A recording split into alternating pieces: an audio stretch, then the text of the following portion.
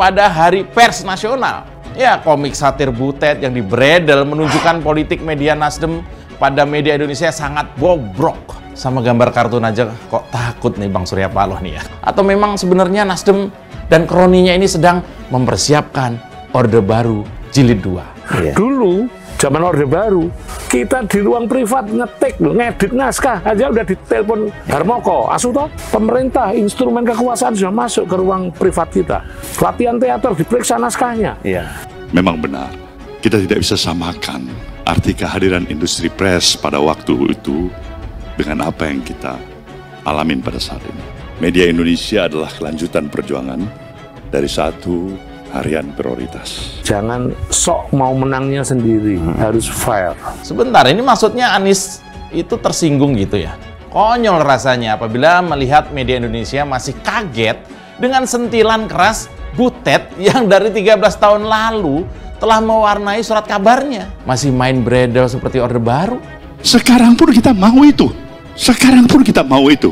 Bedanya kebebasan pers yang bertanggung jawab pada era dulu adalah bertanggung jawab pada penguasa. Orang itu harus punya visi, satu. Iya. Dia punya impian, dia punya track record, punya sejarah. Iya. Tapi Anies bilang visi dan misi itu nggak penting, kata Pak Anies. Yang penting hasil kerja. Mari kita tawarkan kepada rakyat Indonesia, bukan sekedar visi, bukan sekedar misi. Karena visi dan misi bisa dikarang, visi dan misi bisa dibuatkan orang. Tapi yang kita tawarkan adalah rekam jejak karya yang senyatanya sudah dilakukan. Bagaimana? Hasil kerja. Iya, dia bilang itu pidato. Lah hasil kerjanya Anies apa? Itu kan masalahnya. Kalau cuma modal cocok doang, bel gedes. Ya. Juga media milik bos besar Nasdem hari ini telah menunjukkan kesiapannya untuk menjadi media partai. Masih main bredel seperti Orde Baru? Atau memang sebenarnya Nasdem dan kroninya ini sedang mempersiapkan Orde Baru Jilid 2? Wah, ini cocok ini, ya. Ini cocok ini sama kuping saya, cocok nih gitu ya. Visi misi itu imajinatif, tapi rekam jejak itu realita. Kami mau coba di Jakarta ini. Ketika kemarin kami kerjakan. Tapi kalau di Jakarta, jangan salahkan air kalau banjir, karena airnya sedang parkir. Kata Pak Anies ini parkiran, ternyata banjir isinya. Bukan banjir, itu memang parkir air.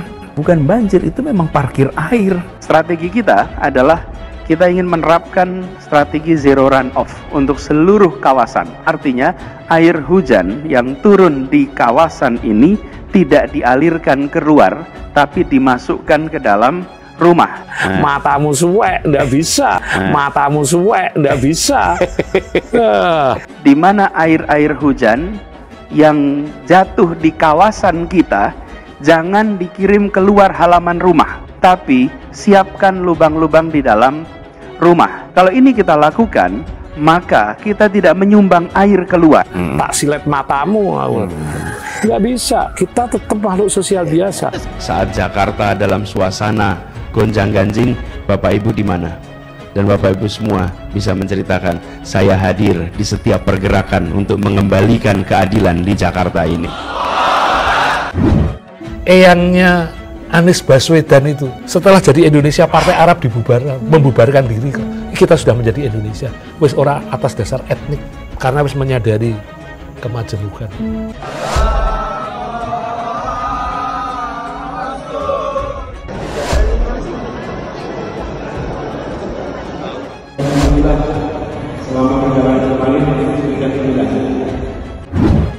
Kurang apa le berjuang mereka itu nganti dari negara Indonesia, dan kita hidup dalam payung besar Indonesia yang majemuk itu. Lah kalau saya ini mau diperkecil politik identitas, asu. Saya bersyukur pada hari ini bisa kembali bersujud di masjid yang insya Allah bawa berkah. Politik identitas itu bukan bagaimana menunjukkan identitas kamu itu siapa, tapi bagaimana menggunakan politik untuk mengharamkan dan menghalangi hak-hak orang untuk berpolitik, menjadi pemimpin, menjadi elit, untuk ikut pemilu karena identitasnya. Apa-apa, gitu kan? Padahal kan apa-apa. Pokoknya selama orang berpolitik itu masih menggunakan politik identitas, ke depan yang seperti ini akan terus terjadi. Pasti.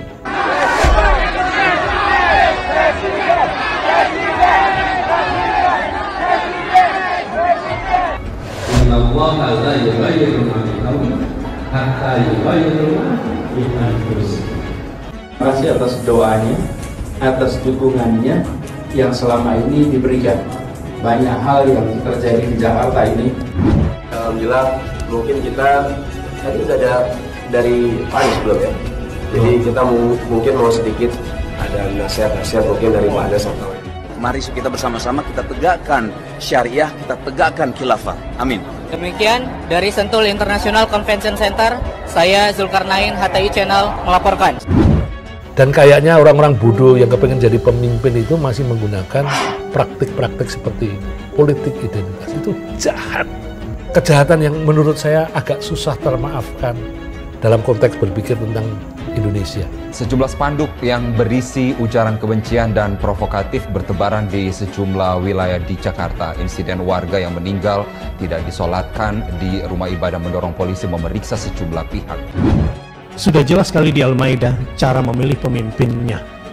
Dan mudah-mudahan kita sudah konsisten setelah ini tidak akan memilih pemimpin kafir. Siap? Yang saya hormati Sohibul Bait dan Bapak Ibu semua yang hadir di tempat ini. Satu saat akan bisa bercerita pada anak-anak Bapak Ibu semua. Ayah, Ibu, saat Jakarta 2016-2017 harus mengambil keputusan, saat Jakarta dalam suasana gonjang-ganjing, Bapak Ibu di mana? Dan Bapak Ibu semua bisa menceritakan, saya hadir di setiap pergerakan untuk mengembalikan keadilan di Jakarta ini. Nah, itu sakit hati saya sama kawan-kawan yang menggunakan metode kejahatan itu belum termaafkan sampai hari ini. Marah banget. Bayangkan orang Indonesia loh, orang leluhur bangsa Bung Karno dan lain-lain dan kawan-kawan itu memimpikan kemajemukan moral. Udah pasti. Dan itu semua dari visi dan misi kan? Jelas sekali. Kalau nggak ada visi misi bagaimana kita mengukurnya kan? Gitu. Iya. Mulai hari Minggu depan, masyarakat pembaca setia komik Bung Sentil di media Indonesia sudah tidak bisa menikmatinya lagi. Kabar mengejutkan itu dinyatakan oleh seniman Butet Kertarajasa yang selama ini menjadi kreator ide komik bertema sosial dan politik itu.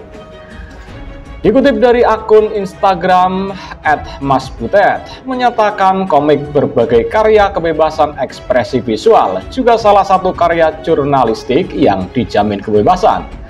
Namun nyatanya salah satu karya komik Mas Butet dan kawan-kawan yang dijadwalkan terbit hari Minggu 5 Februari 2023 oleh Pimret Media Indonesia dilarang tayang. Pada Hari Pers Nasional, ya komik satir Butet yang dibredel menunjukkan politik media Nasdem pada media Indonesia sangat bobrok. Sama gambar kartun aja kok takut nih Bang Surya Paloh nih ya. Atau memang sebenarnya Nasdem dan kroninya ini sedang mempersiapkan Orde Baru Jilid 2. Dulu zaman Orde Baru, kita di ruang privat ngetik, ngedit naskah aja udah ditelepon Harmoko, Asuto, pemerintah, instrumen kekuasaan sudah masuk ke ruang privat kita. Latihan teater diperiksa naskahnya. Jangan sok mau menangnya sendiri, harus fair.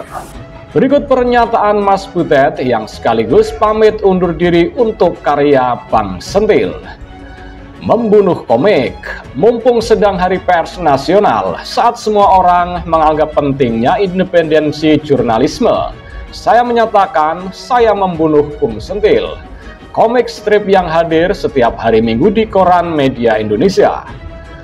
Komik yang telah berusia 13 tahun ini, yang saya garap seminggu sekali bersama visualizer Widiatno, mulai minggu depan dan seterusnya tidak akan hadir lagi di koran media Indonesia. Sebentar, ini maksudnya Anies itu tersinggung gitu ya? Konyol rasanya apabila melihat media Indonesia masih kaget dengan sentilan keras Butet yang dari 13 tahun lalu telah mewarnai surat kabarnya. Masih main bredel seperti Orde Baru. Orang itu harus punya visi. Satu, dia punya impian, dia punya track record, punya sejarah. Tapi Anies bilang visi dan misi itu nggak penting, kata Pak Anies. Yang penting hasil kerja. Mari kita tawarkan kepada rakyat Indonesia, bukan sekedar visi, bukan sekedar misi. Karena visi dan misi bisa dikarang, visi dan misi bisa dibuatkan orang. Tapi yang kita tawarkan adalah rekam jejak karya yang senyatanya sudah dilakukan. Bagaimana? hasil kerja. Iya, dia bilang itu pidato. Lah hasil kerjanya Anies apa? Itu kan masalahnya. Kalau cuma modal cocot doang bel gedes. Ya. Kami membunuh dengan baik-baik setelah mendapat pemberitahuan dari pimpinan redaksi Media Indonesia bahwa komik strip edisi pekan lalu berjudul Jurus Baru tidak bisa dimuat. Alasannya, komik atau kartun ini tidak sejalan dengan kebijakan redaksi dan dinilai terindikasi menyerang atau menstigma seseorang atau kelompok tertentu. Juga media milik bos besar Nasdem hari ini telah menunjukkan kesiapannya untuk menjadi media partai. Masih main bredel seperti Orde Baru? Atau memang sebenarnya Nasdem dan kroninya ini sedang mempersiapkan Orde Baru Jilid 2? Wah, ini cocok ini, ya. Ini cocok ini, sama kuping saya cocok nih gitu ya. Visi misi itu imajinatif, tapi rekam jejak itu realita. Kami mau coba di Jakarta ini. Ketika kemarin di Jakarta. Tapi kalau di Jakarta jangan salahkan air kalau banjir, karena airnya sedang parkir. Kata Pak Anies ini parkiran, ternyata banjir isinya. Bukan banjir, itu memang parkir air. Bukan banjir, itu memang parkir air. Strategi kita adalah kita ingin menerapkan strategi zero runoff untuk seluruh kawasan. Artinya air hujan yang turun di kawasan ini tidak dialirkan keluar, tapi dimasukkan ke dalam rumah. Matamu suwek, ndak bisa. Matamu suwek, ndak bisa.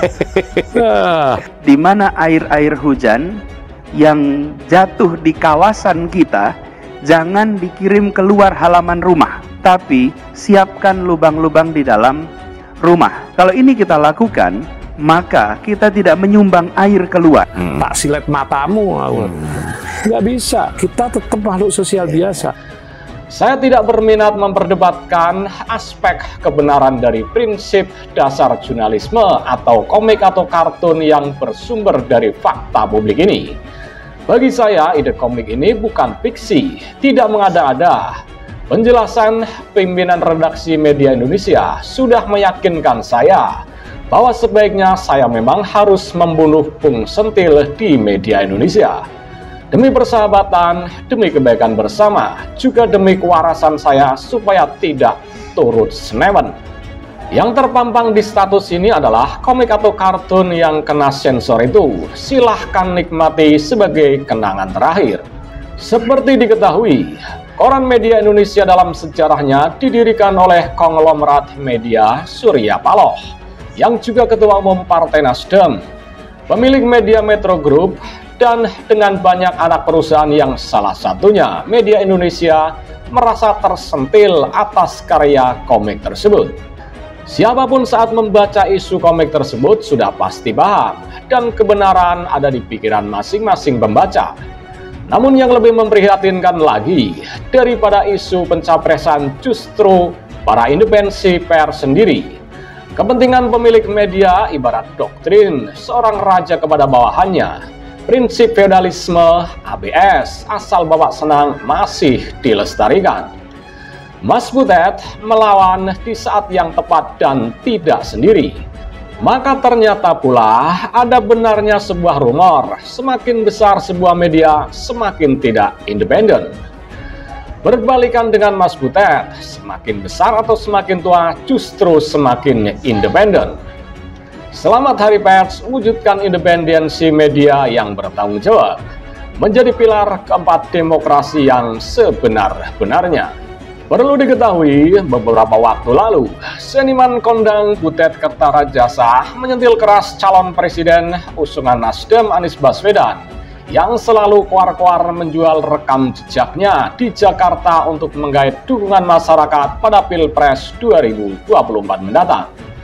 Menurut Butet, wajar saja seorang calon presiden menjadikan rekam jejak dan prestasi masa lalu untuk menarik minat masyarakat.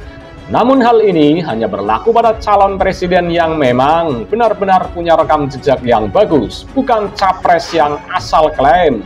Yang punya rekam jejak bagus, tapi kenyataannya tak punya prestasi apa-apa. Orang itu harus punya visi. Satu, dia punya impian. Lalu dia punya track record, punya sejarah. Jelas Butet dalam wawancaranya bersama politikus senior Sulvan Lindan. Butet lantas menyinggung soal prestasi Anies Baswedan ketika masih menjabat Gubernur DKI Jakarta. Menurutnya, selama 5 tahun memimpin ibu kota, ex-Menteri Pendidikan dan Kebudayaan itu sama sekali tak meninggalkan rekam jejak yang baik. Butet justru bingung mencari prestasi Anies Baswedan yang bisa dijadikan bahan jualan pada kampanye Pilpres 2024 mendatang. Hasil kerja, lah hasil kerjanya Mas Anies memang apa? Itu kan masalahnya, tutur Butet. Kendati Anies Baswedan sudah koar-koar dan mengklaim punya rekam jejak bagus di DKI, namun bagi Butet itu hanya klaim semata. Dia lantas menyebut Anies Baswedan juga belum tentu benar-benar maju pada Pilpres 2024 mendatang. Bisa saja dia gagal nyapres karena koalisi partai pengusungnya bubar di tengah jalan atau karena masalah lain. Anies kan baru diinginkan, calon pun masih bakal kan, itu pun belum bisa punya paspor untuk berangkat kan, tutur Butet. Kakak kandung dari mendiang Djaduk Ferianto tersebut lalu menjelaskan beberapa kriteria pemimpin ideal menurutnya.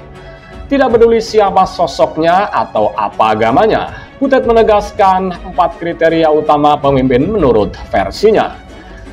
Calonnya entah siapa, siapapun dia, aku nggak nyebut nama. Asalkan punya visi, punya track record, punya kemampuan, dan punya program. Lo mau ngapain? Terang Butet. Dari situ kita bisa menilai, saya nggak akan melihat kamu agamanya apa, tandasnya. Aksi menawarkan rekam jejak ini memang sering Anies lakukan ketika bersafari politik jelang pemilu 2024. Rupanya Anies merasa sudah menorehkan prestasi yang cukup baik selama 5 tahun pemerintah ibu kota. Anies menyebut, berjualan visi dan misi tidak serta-merta membuat masyarakat percaya lantaran membicarakan masa depan yang belum dikerjakan. Mari kita tawarkan kepada rakyat Indonesia bukan sekedar visi, bukan sekedar karena misi. Karena visi dan misi bisa dikarang, visi dan misi bisa dibuatkan orang. Tapi yang kita tawarkan adalah rekam jejak karya yang senyatanya sudah dilakukan. Ujar Anies saat meresmikan Indonesia Anies di Jakarta Convention Center. Perlu diketahui, bukan kali ini saja Butet menyentil Anies Baswedan. Budayawan dan seniman Butet Kertarajasa juga pernah menyindir Gubernur DKI Jakarta Anies Baswedan terkait revitalisasi Taman Ismail Marzuki atau TIM. Butet tampak menyesalkan revitalisasi Taman Ismail Marzuki di era Gubernur DKI Jakarta tersebut mengorbankan jejak sejarah seni dan budaya. Ia menyoroti bangunan lama yang bernilai sejarah tersebut kini diratakan dan diganti dengan bangunan baru. Seniman tersebut mempertanyakan alasan revitalisasi Taman Ismail Marzuki yang dinilai malah membinasakan dan meniadakan sejarah. Sejumlah foto dan video diunggah di akun Instagram pribadinya ketika ia berkunjung ke TIM yang sudah berubah karena proyek revitalisasi. Semua bangunan, ruang-ruang prestasi kesenian, gedung pameran maupun panggung pertunjukan hilang tanpa ada bekasnya, kata Butet. Menurutnya, jika terhitung sejak akhir 1960-an, di awal berdirinya, sejak Taman Ismail Marzuki sudah hilang sama sekali. Kita hanya bisa mengingat-ingat di mana titik lokasi teater arena, teater tertutup, teater terbuka, studio harian Adam, Wisma Seni, gedung pameran, Geraha Bakti Budaya, dan lain-lain, semua sirna. Tak ada artefak tersisa, katanya menambahkan. Butet mengaku termangu, terkejut melihat jejak sejarah TIM yang telah binasa oleh revitalisasi. Melihat kondisi tersebut, Butet berandai-andai seakan harus memulai dari nol lagi untuk membangun pusat kesenian atau kebudayaan TIM. Jangan-jangan memang begitulah selera arsitektur modern. Revitalisasi adalah membinasakan dan meniadakan sejarah, meratakan tanah dan bikin bangunan baru yang terasa congkak. Ironis banget ya, arsitektur kan sesungguhnya juga kerja budayawan, ucapnya. Melanjutkan dengan sindirannya, Butet mengatakan bahwa pembinasaan sejarah bangunan dan seni di TIM tersebut merupakan keinginan pribadi Gubernur DKI Jakarta, Anies Baswedan. Atau jangan-jangan ini memang selera penguasanya, Gubernur DKI, yang tidak memiliki adab dan kemauan menghormati sejarah dan kebudayaannya, ujar Butet. Ingat loh, Indonesia belum berubah jadi Suriah, tapi arogansi dan keganasan membinasakan sudah memperlihatkan tanda-tandanya, ujarnya menambahkan. Budayawan tersebut mengkritik pengalihan status TIM dari sebelumnya sebagai institusi sosial berupa yayasan menjadi institusi bisnis dengan bentuk perseroan terbatas. Jelas sekali maksudnya, Gubernur DKI Jakarta ini, pendidikan dan kebudayaan bukan dimaknai sebagai investasi demi melahirkan manusia-manusia berkualitas, demi masyarakat yang beradab, tapi menjadikannya mata rantai industri untuk memangkuk laba sebanyak-banyaknya, pungkas Butet.